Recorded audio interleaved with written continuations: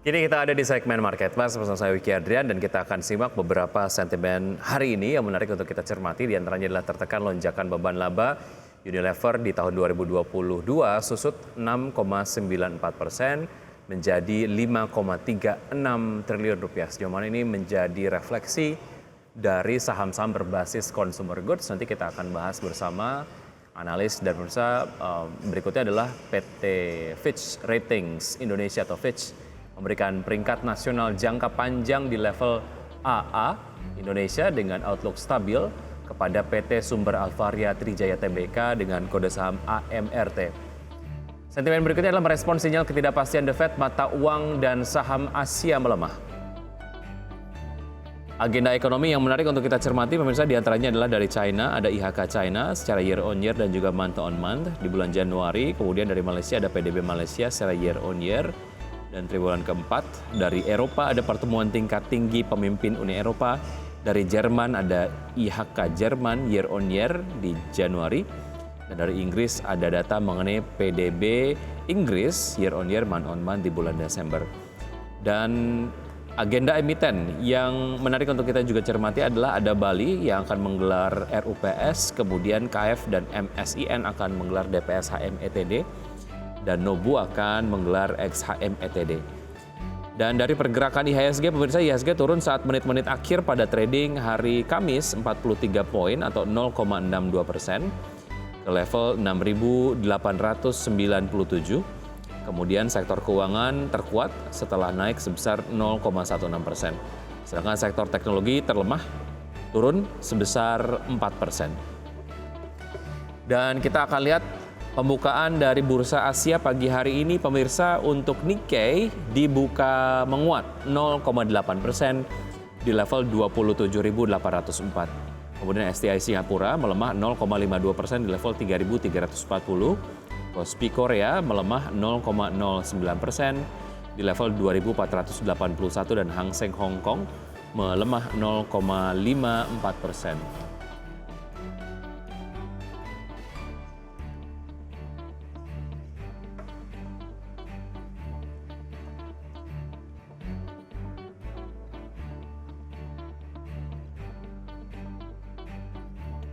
Terima kasih Anda masih bergabung bersama kami di Market Buzz, pemirsa, dan kami sudah kembali menghubungi Pak Steven Gunawan, Head of Research atau PJS, Head of Research Henan Putriraya Sekuritas.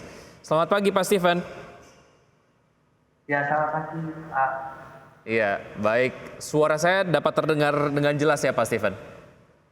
Ya, terdengar jelas Pak. Baik, terima kasih sudah bergabung bersama kami. Salam sehat selalu. Pak Steven, kalau kita bicara mengenai performa dari saham Unilever yang kemudian secara pendapatan mengalami penurunan, sejauh mana ini menjadi sebuah refleksi terhadap sektor-sektor berbasis consumer goods gitu ya? Karena pergerakan harga saham dari Unilever sendiri mungkin dijadikan acuan untuk pergerakan berbasis consumer goods.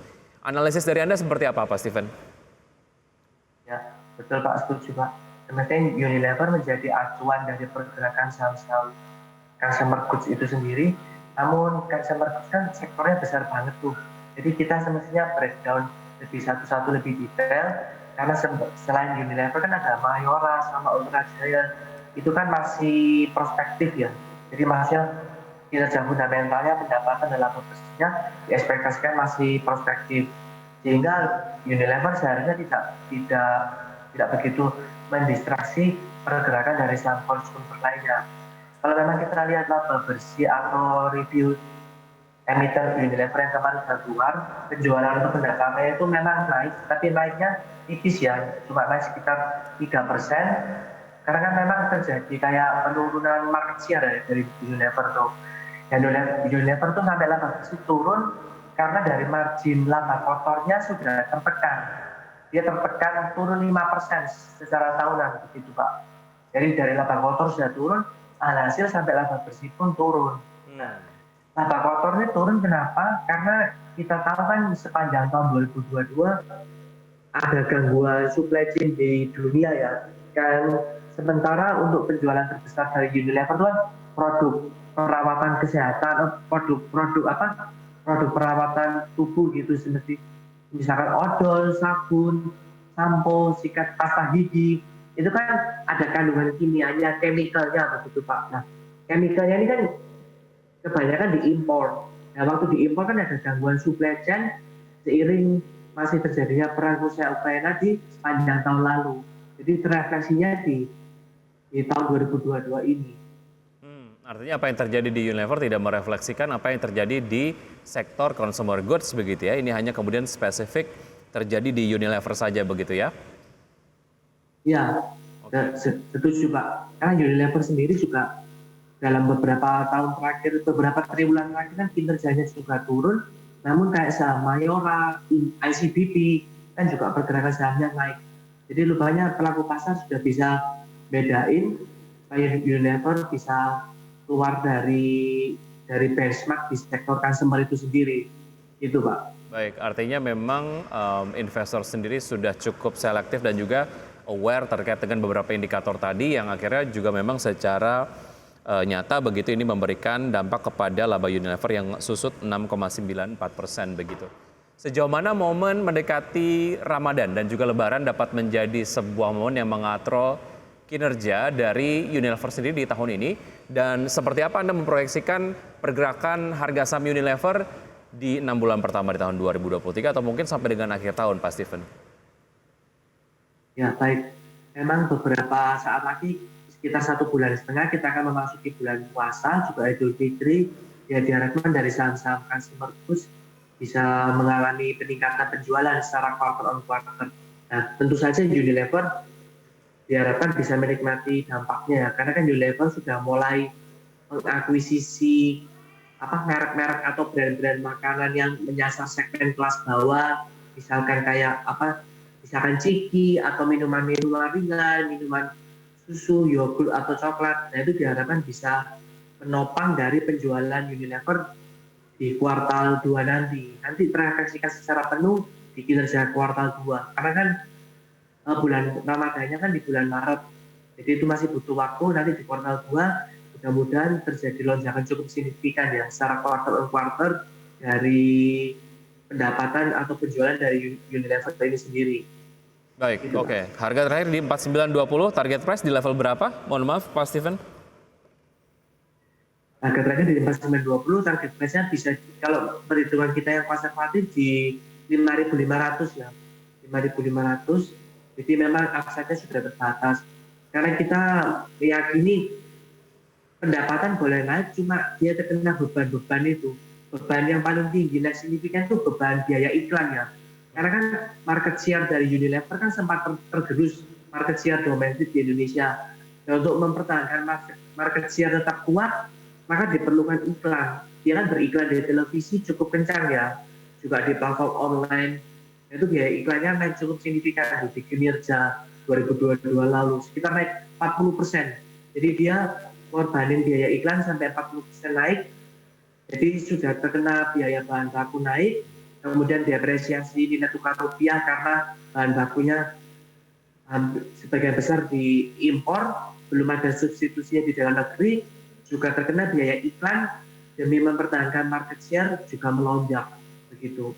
Baik, laporan kinerja keuangan dari Unilever yang terdiskon ini juga terrefleksi di penutupan perdagangan kemarin begitu yang kemudian terkoreksi. Tapi kemudian secara kumulatif, secara mingguan, at least sampai dengan kemarin di hari Kamis, masih mencatatkan penguatan begitu ya, 4,9%.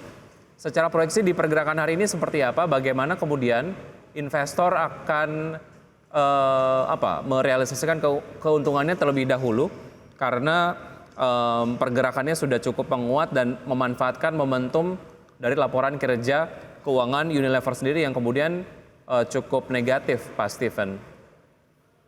Ya, kalau saran kami sih memanfaatkan momentum laporan keuangan yang kemarin sudah keluar. Saran kami sih bagi pelaku pasar yang sudah menikmati keuntungan dari Unilever, mungkin bisa dilepas terlebih dahulu. Nanti bisa switching atau beralih ke saham-saham consumer goods.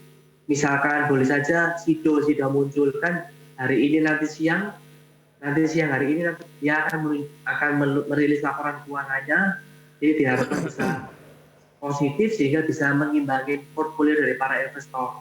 Jadi mungkin dalam jangka pendek ini kalau sudah ada keuntungan di Unilever sih sahamnya gitu maksudnya boleh dilepas lebih dahulu Jadi kita bisa switching ke yang lebih robust dan resilience. Kita yakin ada di Mayora dan Ultra Jaya. Baik. Itu semestinya saham di luar Unilever kayak Mayora, Ultra Jaya itu konsisten mencetak laba bersih loh. Kemudian return on equity juga positif. Cuma sayangnya belum begitu dilirik pelaku pasar. Diharapkan itu menjadi alternatif investasi di samping Unilever. Seandainya pelaku pasar itu tetap ingin masuk di sektor consumer goods. Ya memang sih consumer goods ini bakal tetap positif di sepanjang semester 1 ini karena ada momen bulan puasa dan Idul Fitri nanti, begitu Pak. Apalagi kemudian ada proyeksi untuk tahun politik begitu ya, sektor consumer goods biasanya ada satu momen untuk lanjutkan penguatan. Oke, untuk investor yang kayaknya udah nandain Unilever sejak lama begitu, sejauh mana ini momen koreksinya bisa dimanfaatkan dan level support yang menarik untuk bisa masuk ke Unilever di level berapa, Pak Steven? Unilever ini masih spekulatif baik gitu ya, jadi pembeliannya harus dicermati secara spekulasi seiring isu-isu yang beredar. Saat ini sih kita belum merekomendasikan untuk masuk sih, karena dikhawatirkan hari ini bakal terjadi aksi jual dari saham Unilever itu sendiri. Pasalnya laba bersihnya turun cukup signifikan di kinerja keuangan itu. Nanti kita menunggu isu-isu berikutnya aja. Kayak sebentar lagi juga tidak lama kan ada rilis laporan keuangan kuartal 1 ya. Ya kira-kira di bulan akhir April itu, di 30 April ada rilis laporan keuangan yang mudah-mudahan di Unilever ini bisa mengalami improvement dari margin. Seiring sudah dalam 6 bulan terakhir ya kan CEO-nya terjadi pergantian manajemen yang lebih agile, diharapkan lebih lincah, lebih meningkatkan efisiensi seperti itu. Baik. Juga dari efek positif dari ekspansi dari peningkatan biaya iklan di sepanjang tahun lalu diharapkan meningkatkan dari brand awareness atau kesadaran masyarakat tentang kuatnya dari brand Unilever ini. Sehingga diharapkan masyarakat kembali membeli produknya Unilever yang mana nanti di kinerja keuangan triwulan 1 ini yang mungkin dirilis di 30 April itu bisa mulai tampak tuh level dari brand awareness masyarakat untuk kembali membeli produk Unilever. Begitu Pak. Baik, oke. Sementara ini rekomendasinya untuk Unilever spekulatif buy begitu ya, dengan beberapa pertimbangan yang Anda tadi sempat sampaikan. Oke, kita tinggalkan Unilever.